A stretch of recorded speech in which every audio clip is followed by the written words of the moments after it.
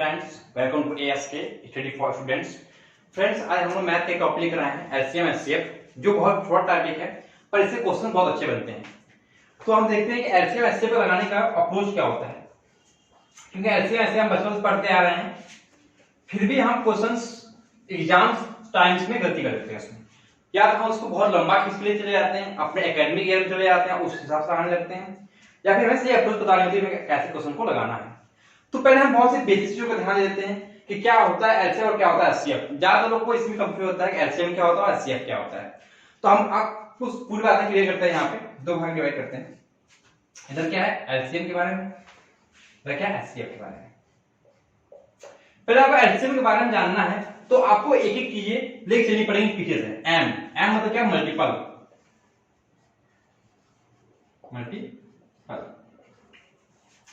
Multiple क्या होता है, मल्टीप्लाई क्या होता है। किसी भी संख्या का मल्टीपल क्या होता है। मल्टीपल मतलब बताओ उस संख्या में किसी संख्या से गुणा कर देना, उसका क्या होता है, वो मल्टीपल होता है। सिर्फ 2 का मल्टीपल क्या है, 2 में किसी संख्या से गुणा कर दो तो उसका क्या हो जाएगा, मल्टीपल हो जाएगा। 2 का मल्टीपल 2 4 जा 8, 2 का मल्टीपल क्या है 8 है। 2 का मल्टीपल क्या है 10 है। 2 का मल्टीपल क्या है 5 है, 3 है, 4 है। ये क्या होता है, उसके मल्टीपल्स हो जाते हैं किसके, 2 के। तो किसी भी संख्या में किसी का गुणा कर देना उसका क्या होता है, उसका मल्टीपल हो जाता है। इसका मतलब क्या है, कोई संख्या दी 3 और 3 के 5 मल्टीपल आपको बताने हैं। इसका मतलब क्या है, 3 में किसी भी 5 संख्या को गुणा करना है, उसके क्या हो जाएंगे 5 मल्टीपल्स हो जाएंगे 3 के। तो हमें ये बात पता चली कि जो मल्टीपल्स होता है वो उस संख्या से बड़ा होता है और इसकी रेंज से बाहर होता है, क्योंकि उसमें गुणा करेंगे हम 3 से बाहर निकल जाएगा वो चीज। ये हो गया हमारा मल्टीपल। अब होता है कॉमन। सी पर क्या होता है, कॉमन। अब कॉमन क्या होता है, आप सबको पता होता है कॉमन क्या होता है। और कॉमन हम तब निकाल पाएंगे जब हमको दो चीजें हो, तभी हम काउंट कर पाएंगे इन दोनों क्या कॉमन है। तो काउंट तक क्या हो गया, दो चीजों में एक समान चीजें। तो जैसे हमने लिखा है यहाँ पे 3 और लिखा है यहाँ पे 2। अब 3 के मल्टीपल्स क्या हो गए, 3 हम गुणा कर देंगे किसी संख्या का। जैसे 3 1 जा 1 से गुणा कर दिए, 2 जा 6, 3 जा 9, 12, 15, 18, 21। ये क्या है, 3 के मल्टीपल्स। और कितने होते हैं मल्टीपल्स, अनंत। किसी भी संख्या के अनंत मल्टीपल्स हो सकते हैं। ओके, अब नेक्स्ट क्या है, 2 है। अब 2 का मल्टीपल्स होता है 2 1 जा 2, 3 जा 6, 2 4 जा 8, 10, 12, 14, 16, 18, 20, 22 ऐसे करके 2 के भी होते हैं, जाएंगे अनंत हो जाएंगे। अब हमें कॉमन ढूंढना है, तो कॉमन क्या होता है, जो दोनों में समान हो। अब इसमें समान क्या है, ये देखो 6 यहाँ कॉमन मिल गया हमें, फिर क्या कॉमन मिल गया हमें, 12 कॉमन मिल गया यहाँ पे, फिर क्या मिल गया हमें 18 कॉमन मिल गया हमें। तो हमने क्या देखा, इसी पर मिलते जाएंगे। इसी प्रकार हमने क्या देखा कि किसी भी संख्या के कॉमन मल्टीपल भी अनंत हो सकते हैं। ओके, किसी संख्या के मल्टीपल अनंत हो सकते हैं और किसी भी संख्या के कॉमन मल्टीपल भी अनंत हो सकते हैं अनंत। लेकिन अगर उसने सामने क्या जोड़ दिया, एल, एल फॉर लीस्ट, मतलब न्यूनतम, न्यूनतम कॉमन संख्या। इसका मतलब जो भी कॉमन संख्या अनंत तक है उसमें सबसे छोटा कौन है, तो कौन है 6। इस एल ने इसको क्या बना दिया, विशिष्ट बना दिया। इसका मतलब क्या हो गया कि लोवेस्ट कॉमन मल्टीपल क्या हो गया, इसका 6 हो गया। किसका, 3 और 2 का। तो पूछा जाए 2 और 3 का एलसीएम क्या होगा, क्या हो जाएगा हमारा 6। समझाया कैसे आता है 6। अब प्लस एलसीएम क्या होता है, एलसीएम अब शॉर्ट भाषा में समझिए, पेपर के हिसाब से हम क्या सोचेंगे एलसीएम क्या होता है। एलसीएम मतलब वो संख्या होगी जो दी गई संख्या से बाहर होगी, उससे बड़ी होगी। फर्स्ट फैक्ट तो ये हो गया। और जो हमारी एलसीएम होगी वो इन दोनों से क्या होगी, डिविजिबल होगी, मतलब ये दोनों संख्या का इसको डिवाइड कर सकती हैं। ओके, ये रहा हमारा एलसीएम क्या है, बहुत कॉमन फैक्ट क्या होता है एलसीएम। अब बात आते हैं एचसीएफ पे, सेम वैसे ऐसे चलेंगे। एफ पर क्या होता है, फैक्टर। और फैक्टर मतलब क्या होता है, तोड़ना। अगर आपको तोड़ दिया जाए, मतलब कि एक एग्जांपल है, पेन है, पेन को आप तोड़ोगे तो जितने पार्ट उसके होंगे वो सारे पार्ट किसके होंगे, पेन के ही होंगे। इसी प्रकार हम किसी भी संख्या का फैक्टर करते हैं तो जो भी मिलता है वो संख्या के अंदर चीज हमें मिलती है, और सेम उसका उल्टा था क्या, मल्टीपल में हमें संख्या के बाहर चीज मिल रही थी, इसको हमें इसमें मल्टीप्लाई करना पड़ रहा था। तो फैक्टर क्या होगा, उस संख्या के अंदर होगा वो स्थित। जैसे हमें पता करना है 12 का फैक्टर क्या होगा।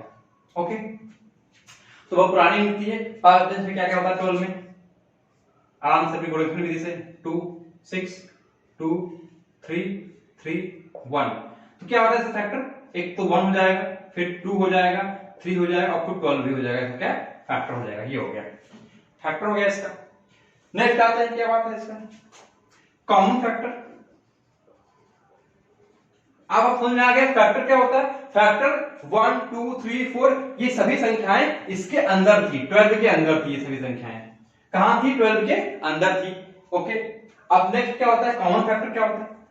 हम कॉमन फैक्टर की बात अगर करते हैं तो कभी भी हमें कॉमन दो संख्या होनी चाहिए। एक 12 ले लिया हमने और एक ले लेते हैं 18 ले लेते हैं। 18 का काम करेंगे 2 9 जा 3 3 3 जा 3 बन जा, तो इसका क्या हो गया 2 into 3 into 3, ये हो गया फैक्टर। अब ज्यादातर हम फैक्टर में उस संख्या को और उसको नहीं लिखते, जब हमें क्या निकालना होता है? कॉमन फैक्टर या हाईएस्ट फैक्टर निकालना होता है। ओके, तो हमने अब यहां पे क्या देखा कि 12 है और 18 है। 12 फैक्टर क्या क्या है? 2 times 2 है, 2 2 3, और 18 फैक्टर क्या क्या है? 2 3 3। ये रहा फैक्टर हो गया हमारे पास। और फैक्टर निकालिए। अब कॉमन फैक्टर क्या होगा कि इन दोनों में क्या कॉमन है? आप देखोगे कि यहाँ पे 2 एक बार है और यहाँ पे 2 बार है, तो कॉमन क्या होगा? 2 बार वाला होगा कि 1 बार वाला होगा? आप सोचेंगे कि यहाँ पे 2 times और 1 टाइम, तो हम कॉमन 1 वाला ही ले सकते हैं सिर्फ, क्योंकि इसमें 2 ले लेंगे, इसमें 2 में कॉमन मिलेगा ही नहीं। इसीलिए इसमें छोटा होता है, जिसकी पावर्स कम होती है उसको हम लेते हैं क्या? कॉमन के रूप में। तो यहाँ से कॉमन क्या निकल गया? 2 निकल गया। अब 3 देखो, यहाँ पे 1 3 है, 2 3 है। अब क्या लेंगे? हम एक बार क्या लेंगे? एक 3 ही लेंगे। क्यों 1 3 लेंगे? क्योंकि अगर हम 2 ले लेते हैं इसमें हमें कॉमन नहीं मिलता है 9, और यहाँ पे भी क्या 3 कॉमन लेना पड़ेगा, यहाँ से 3 कॉमन हो गया। तो कॉमन फैक्टर क्या निकल के आ गए? 2 और 3 कितना हो गया? 6 हो गया। ये जो कॉमन फैक्टर हमारा निकल के आया 6, ये क्या होगा? हाईएस्ट कॉमन फैक्टर होगा। इससे बड़ा कोई कॉमन फैक्टर इसमें क्या होता है? निकल नहीं सकता है। वैसे देखा जाए तो यहाँ पे 2 भी कॉमन था, इन दोनों में एक फैक्टर था 2 भी कॉमन था, फिर एक 3 भी कॉमन था, 3 भी कॉमन था, और एक इन दोनों को मेल खा के 6 भी कॉमन था। 2 3 6 ये 3 फैक्टर कॉमन थे इसके, लेकिन हमें क्या चुनना था? हमें हाईएस्ट चुनना था, अधिकतम। तो अधिकतम क्या था? 6 था। हमारा क्या आ गया? अधिकतम 6 आ गया। तो ये मेन बेसिक फैक्ट होता है अंतर एलसीएम और एचसीएफ का। तो जब कभी हमें एचसीएफ निकालना होगा तो हम क्या देखेंगे कि जिस भी संख्याओं का एचसीएफ निकालना है वो संख्या उन दोनों संख्याओं के अंदर ही स्थित होगी। मतलब क्या होगा? जो वो संख्या कहां होगी? इनसाइड होगी। पहली बात तो ये। सेकंड बात क्या होगी कि जो उसके अंदर होगी उस संख्या इन दोनों संख्या का डिवाइड कर देगी। मतलब ये संख्या इन दोनों स्थितियों के अंदर स्थित होगी। जैसे अगर 12 हो गया 18 हो गया तो इसके अंदर ही स्थित होगी वो, और इन दोनों का होगा डिविजिबल भी होगी, वो डिवाइड कर देगी उसको। तो ये रहा हमारा एलसीएम और एचसीएफ का कॉमन फैक्ट। अब हम चलते हैं सवाल पे कि इसमें सवाल किस तरह के आते हैं। सबसे मेन होता है इसमें सवाल जो इसके आ जाते हैं, एलसीएम एचसीएफ निकालने के लिए सवाल आ जाते हैं। वो भी 2 टाइप्स के, एक अलजेब्रिक फॉर्म में और एक नॉर्मल अंकों वाले फॉर्म में। तो अंकों वाले में कुछ दिक्कत होती नहीं है कुछ। अब हम बात करते हैं अलजेब्रिक फॉर्म में निकालना। फिर क्या दिक्कत वहां से होती है सबको अलजेब्रिक फॉर्म के एलसीएम एचसीएफ निकालने में। जैसे हम एक लेते हैं संख्या, 2 संख्या ए और बी। एक संख्या दी गई है आपको x² y z pq, एक दी गई है x3 x³ y² z q p4, ये दी गई है। आप पूछा जा रहा है एलसीएम और एचसीएफ, 2 चीज। तो हमने क्या बताया था? एलसीएम मतलब क्या होता है कि जो कॉमन मल्टीपल्स हो, एचसीएफ क्या होता है? हाईएस्ट कॉमन फैक्टर होता है। तो एलसीएम हम निकालेंगे, क्या निकालेंगे? एलसीएम मतलब जो दोनों में हो और दोनों में ना भी हो फिर भी हम इसको एलसीएम में लेंगे और हाईएस्ट पावर लेंगे। जैसे x² यहां पे है, x³ यहां पे है, तो हम कौन सा लेंगे? जो हाईएस्ट पावर हो, x³। फिर y पे आते हैं, फिर y²। z पे आते हैं, z दोनों में एक ही बार है। फिर p यहां पे q है 4, हम p4 देंगे। देन q है, q वहां पे नहीं, p हम q को लेंगे। ये रहा हमारा एलसीएम। और एचसीएफ निकालना हो फिर एचसीएफ में क्या करेंगे? जो चीजें दोनों में हो वो चीज लेंगे, प्लस उन दोनों में जो कम हो वो लेंगे। ओके, तो x³ और x² इन दोनों में क्या है? x x है, लेकिन कम किसमें? स्क्वायर में है। ये देखिए यहां पे ये हाई आता है, लेकिन इसमें लेते हैं लो वाला, और यहां पे ये रीएस्ट आता है और लेते हैं क्या? हाई वाला। ये एक बहुत बच्चों को कंफ्यूजन करता है। और ये ऐसा क्यों होता है मैंने इसको पहले आपको बिल्कुल डिस्क्राइब कर दिया है। नेक्स्ट क्या होगा, y जो कम वाला होगा बोलेंगे हम, z दोनों में एक एक बार ही ले लेंगे। क्यों इसमें नहीं है, इसमें है, जो चीज दोनों में नहीं होती उसको हम क्या कहते हैं, लेते नहीं है, तो हम क्यों नहीं लेंगे, p लेंगे, कौन सा है, कम वाला लेंगे। तो ये रहा एचसीएफ, ये रहा एलसीएम। ये हमने थोड़ा हट के बताया है, हो सकता है कि आने वाले समय ऐसे क्वेश्चन आए, क्योंकि जैसे पैटर्न चेंज हो रहा है हम देख रहे हैं, ऐसा लग रहा है कि अब ये क्वेश्चन आने वाले समय में पक्का 100% की आएंगे ही। अलजेब्रिक वाले अंकों वाले बता देते हैं। अब अंकों वाला से भी होता है आप लोगों का, एक क्वेश्चन देख लेते हैं, आप लोग क्वेश्चन सेलेक्ट करके रखे हैं, उससे हम बात करते हैं। देखो एक क्वेश्चन है, क्या कह रहा है, 24, 60 और 84।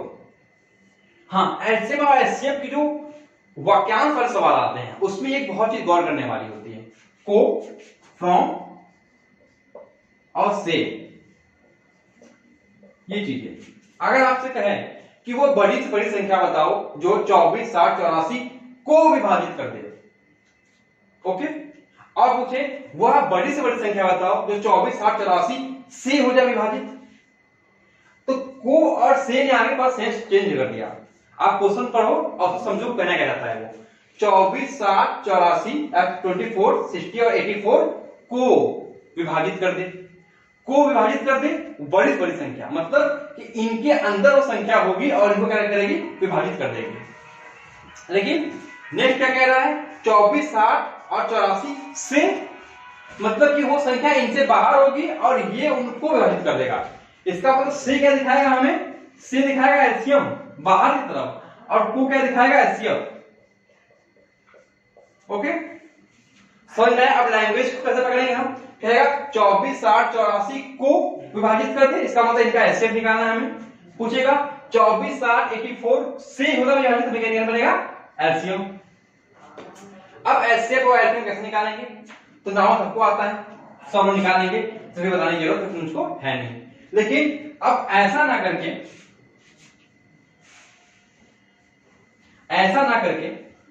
आप एक चीज और कर सकते हो, ये संख्याएं छोटी तो आप निकाल लेंगे, अभी आपको बड़ी बड़ी संख्या दी जाए तब निकालने आपको क्या दिक्कत होगी। तो प्लीज जब भी कोई ऐसी संख्या आपको दे निकालने के लिए, तो आप तुरंत क्या करिए, उसके बीच की गैपिंग निकाल लीजिए, कि मैं आपको वो बताऊंगा तो आपको कहीं नहीं मिलेगा ज्यादातर चीजों पे।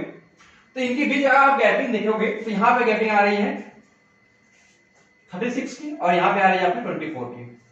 तो ये जो दो संख्याएं आई आपको देखने में छोटी लग रही होंगी, लेकिन ये संख्याएं छोटी हैं इसलिए ऐसी आई है। अगर यहाँ बड़ी बड़ी संख्या दी जाती है, जैसे कि 512, 1000 ये 2000 वो, तो आपको ये वाला विधि अपनाने में कम से कम 5 मिनट लगा था उसको सॉल्व करने में। तो उस समय क्या करना है, हमें उन संख्याओं के बीच की गैपिंग देखनी है और उन गैपिंग का एचसीएफ या एलसीएम निकाल लेना है, और वही उसका आंसर होगा। जैसे अब इसका मुझे एचसीएफ निकालना हो तो मैं हमेशा भाग से जाऊंगा, वो ज्यादा इजी होता है और जल्दी उसका आंसर आता है। अगर आपको ऐसा ये निकालना वाला भी नहीं आता तो उसको वीडियो बना दी जाएगी, और ज्यादा लोगों को ये आता है। ये वही एचसीएफ होता है जो इसको क्या करते विभाजित कर देते, इसका एचसीएफ क्या हो जाएगा, 12 हो जाएगा। ओके, अब एलसीएम निकालना हो तो हाँ, अब बताते हैं आपको, बहुत ही मेन फार्मूला इसका एक, उसी पूरा एचसीएफ एलसीएम टिका हुआ है, वो क्या है कि मेन फार्मूला इसको स्टार लिख दीजिएगा आप। पहली संख्या इंटू दूसरी संख्या, ये आता सबको है ये फॉर्मूला, पर इसका यूज बहुत अच्छा होता है, हम वहां पे इसका यूज नहीं कर पाते, यहां से इसका मतलब आता है। ये पता सबको होता है, लेकिन इसका क्वेश्चन कैसे यूज करते हैं उसको हम लोग नहीं कर पाते। जैसे अभी हमने बताया था 36 एंड 24 का एलसीएम निकालना होता, तो हम लगते हैं ऐसे करने इसको, उससे एलसीएम आता तो पर टाइम बहुत ज्यादा जाता है। लेकिन यहाँ पे जब बड़ी संख्याएं दी जाती हैं तो उसका एलसीएम निकालने की बजाय अगर हम एचसीएफ निकालें तो ज्यादा इजी होता है। ओके, हमारे क्या आया था, एचसीएफ 12 आया था। तो पहली संख्या गुणे second is equal to LCM गुणे एचसीएफ मारते एक्स, यहां से एक्स वैल्यू और फाइंड करनी हो हमें, तो divide by 12 equal to X, 12 2 और 72। ये मुझे लिखने में टाइम लगा है, वरना आपको अगर करना होता बिना पेन उठाए भी 12 से 24 काट दे और गुणा करके 20 का आपका आंसर होगा। तो ये होता है इसका यूजेज। अब बात करते हैं कुछ टाइप्स के इसके जो क्वेश्चन आते पूछे जाते हैं।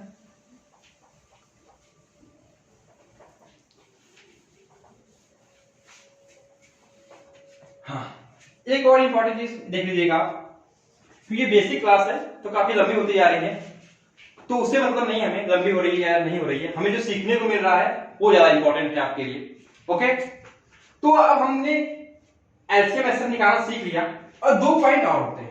एक दशमलव का एलसीएम एसएम कैसे निकालें, दूसरा भिन्न संख्याओं का।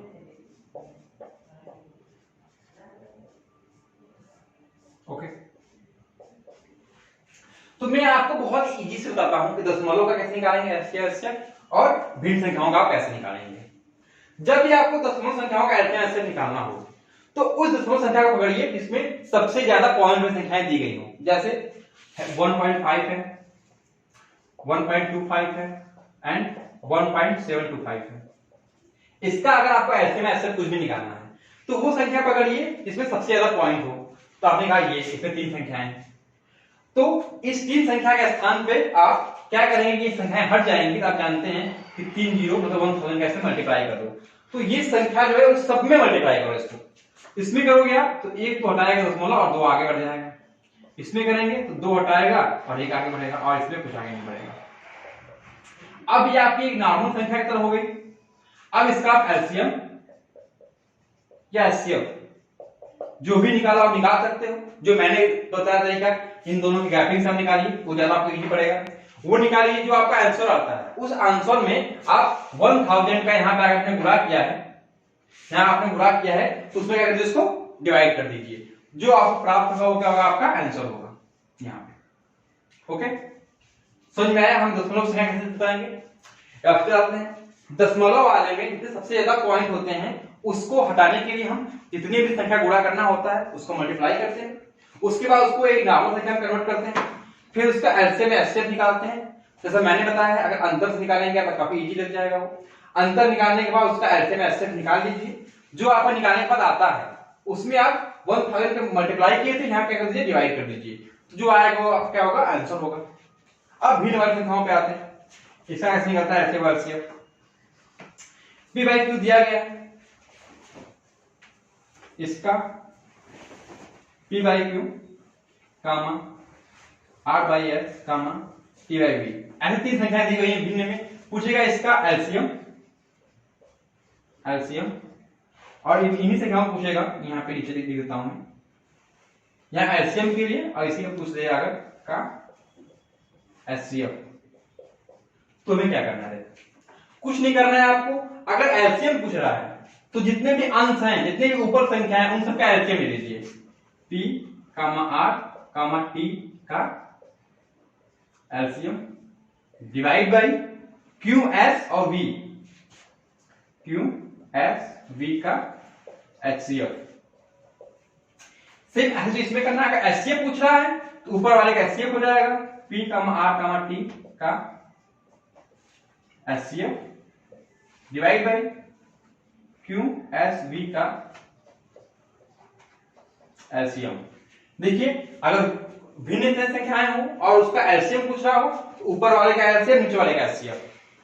अगर एचसीएफ पूछ रहा हो तो ऊपर वाले का एचसीएफ और नीचे वाले का एलसीएम।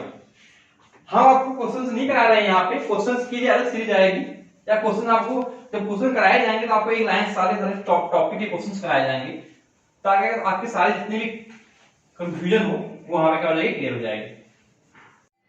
हाँ फ्रेंड्स, तो कैमरा हिल गया था तो हम लोग कहां पहुंच गए थे, हम लोगों ने भिन्न वाला सवाल और दशमलव वाला कैसे निकालेंगे ऐसे वैसे वो देख लिया था। अब एक टॉपिक और बच्चे को क्लियर कर लेते हैं हम लोग। आता है एक रेशियो से संबंधित। अब वो रेशियो में कैसे पूछेगा, ऐसे ले लेते हैं।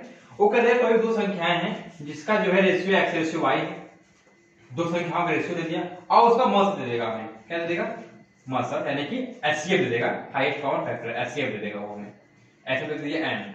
तो पूछेगा उसका एलसीएम क्या है या फिर वो संख्या क्या है। तो ये दोनों में से कोई भी हमसे पुट कर सकता है। तो क्या हो गया, हमने ये जानते थे कि एचसीएफ मतलब क्या होता है कि उसके अंदर ये चीज होनी चाहिए। तो एक्स के अंदर ये चीज माने जो संख्याएं होंगी उसमें एन होना चाहिए, एचसीएफ उसका होना चाहिए इसके लिए, और एक्स भी होना चाहिए, ये दोनों होना चाहिए क्योंकि इसका रेशियो आ रहा है, एक्स भी होना चाहिए, एक्स और एन दोनों होना चाहिए। इसीलिए संख्या हो जाएगी, पहली संख्या वो हो जाएगी एक्स एन और दूसरी हो जाएगी क्या वाई एन। तो ये वो संख्याएं हो जाएंगी। बस इसमें इतना ही कॉन्सेप्ट था कि जो रेशियो दिया होगा और जो एचसीएफ दिया होगा, आगे हमें निकालनी होगी पहली संख्या तो हम x इंटू एन कर देंगे और दूसरी संख्या तो y इंटू एन कर देंगे। तो ये रहा इसका कॉन्सेप्ट। अब देखते हैं सवाल कैसे आते हैं। अब हम सवाल करते हैं क्या क्या सवाल पूछे जाते हैं इस पे।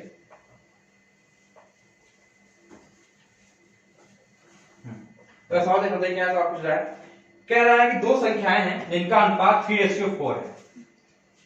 ये हो गया, दो संख्याएं हैं जिनका अनुपात दिया है 3:4 और कह रहा है इनका एचसीएफ जो है ऐसे कर दिया है इसने, एक्स दे दिया 15, कितना 15। तो पूछ रहा है उनका एलसीएम क्या होगा, ये एलसीएम क्या होगा ये उसको पूछ रहा है। तो हमने क्या बताया कि जो एचसीएफ होता है वो इन दोनों नंबरों से होना चाहिए। तो इस तरह पहली संख्या क्या हो जाएगी, फर्स्ट नंबर 3 इंटू 15 कितना हो गया 45। देन सेकेंड क्या हो जाएगी दूसरी 4 इंटू 15 60। अब बहुत से लोग 16 और 14 का ऐसे निकालने लगेंगे, पर मैंने कहा था ऐसा नहीं करना है। फॉर्मूला पता है, जब दो संख्याएं पता हो एचसीएफ पता हो तो क्या होता है 45 इंटू 60 इन दोनों गुणनफल equal to HCF 15 into LCM मान लेते हैं, एक्स कुछ ही मान लेते हैं यहाँ पे, एक्स वाई टी कुछ मान लेते हैं, एल मान लेते हैं। 15 आएगा इसका कट जाएगा 3 टाइम्स में 180 आ जाएगा आंसर। एलसीएम कितना आ गया 180 आ गया। तो हम कहां पे उस फॉर्मूले यूज करेंगे ताकि जो हमारी कैलकुलेशन हो बहुत ही इजी हो जाए। ये हो गया। अब हम बात कर लेते हैं, एक क्वेश्चन आता है क्लॉक पे भी आता है, बहुत ज्यादा घूमेगा क्वेश्चन, तो क्लॉक पे घुमाएगा आपको, घंटियां बजने वाली कि ये सुई है, ये सुई है, इतने मिनट में बजती है, तो कब वो एक साथ बजेगी। उसमें कुछ नहीं होता है, बस फंडामेंटल उसमें ये होता है कि जो वो दिया गया होता है कि 12 बजे एक साथ बजी है, 12 AM पे एक साथ बजी है। फिर जो सुइयां हैं वो 2-3 घड़ी हो जाएगी, एक 2 सेकेंड, एक 6 सेकेंड और एक 8-12 कुछ मान लो 12 सेकेंड, इसके अंतराल में बजती हैं वो सुइयां। तो वो एक साथ फिर से कब बजेगी। तो अब कुछ नहीं करना, वो 2, 6 और 12 क्या लेना है, एलसीएम लेना है। आप इजीली किसी तरह रेफरेंस सकते हो, मैंने तो सबसे इजी ये लगता है डिफरेंस निकालो दोनों का, 4 और 6 आ गया और 4 और 6 क्या निकालो एलसीएम निकालो, 4 1 4 2 4 2 4 कितना आ गया 2 आ गया। इसका मतलब क्या है, ओह सॉरी सर हमें एलसीएम निकाला, हमने एचसीएफ निकाल दिया, निकालना था एलसीएम हमने एचसीएफ निकाला। ये ध्यान दीजिएगा आप लोग, ये कितना है 6 है, हमें क्या है एलसीएम निकालना है। एलसीएम निकालना है सबसे बेटर तरीका ये होता है एलसीएम के लिए। तो कितना आ गया हमारा एलसीएम 12 आ गया। इसका मतलब कि 12 सेकंड बाद घड़ियां क्या होंगी आपस में फिर से एक साथ बजेंगी। तो कब बजेंगी 12:12 सेकंड पे। तो कब एक साथ बज रही हैं वो टाइम देख लीजिए, प्लस वो कितने अंतराल बज रही हैं, उन तीनों का एलसीएम ले लीजिए। फिर वो जो टाइम आ रहा है वो मिनट में आ जाएगा, आवर्स में आ जाएगा, उसको कंबाइन करके इस टाइम में ऐड कर दीजिए, आपको वो टाइम निकल के आ जाएगा कि वो दोबारा वापस कब बजेंगी। ऐसे ही होता है कि कुछ बच्चे एक ग्राउंड के चारों तरफ दौड़ रहे होते हैं, कोई इतना सेकंड में पार करता है, कोई इतना सेकंड में, कोई इतना सेकंड में, तो एक साथ कब मिलेंगे पूछा जाता है। तो उसमें कुछ नहीं करना है, जो उनकी स्पीड है या जो उनका डिस्टेंस समय दिया गया है उसका एलसीएम ले लो, उस एलसीएम को उस टाइम में ऐड कर दो, जो समय आएगा उस टाइम में क्या होंगे दोबारा एक साथ मिल जाएंगे। तो ये हमारा एलसीएम एचसीएफ का जो बेसिक था वो हमने पूरा कंप्लीट कर दिया है। जो क्वेश्चंस हैं बिल्कुल एग्जैक्ट यहीं से पूछे जाएंगे और उसके बाद आप क्वेश्चन सॉल्व कराएंगे तो इसमें और जितने भी फैक्ट आएंगे उसको कवर करते हुए आपका कॉन्सेप्ट बिल्कुल क्लियर हो जाएगा। तो आप इस चीज से बिल्कुल बेफिक्र हो जाइए मैथ पोर्शन से, जो कहीं भी किसी क्वेश्चन पूछे जाएंगे तो एलसीएम एचसीएफ से क्वेश्चन आता है तो आप बिल्कुल आराम से क्वेश्चन कर ले जाएंगे। इसके बाद आप क्वेश्चन वाइज देखते हैं तो सो फ्रेंड्स, अगर आप लोगों को देखा, आप लोग अच्छा लगा, प्लीज कमेंट जरूर कीजिए ताकि आपको कैसा लग रहा है, फीडबैक देना बहुत ही इंपॉर्टेंट है। और अपने फ्रेंड्स तक पहुंचाइए जितना आप पहुंचा सकते हैं, तो शेयर कीजिए ताकि जो बच्चे पढ़ने वाले वो हमसे जुड़े। हमको बहुत ज्यादा बच्चे नहीं चाहिए, प्लस उतना बच्चे हमें चाहिए जो सच में पढ़ना चाहते हैं। सो फ्रेंड्स, बहुत बहुत धन्यवाद आप लोगों को देखने के लिए। Keep watching and sharing. Thank you.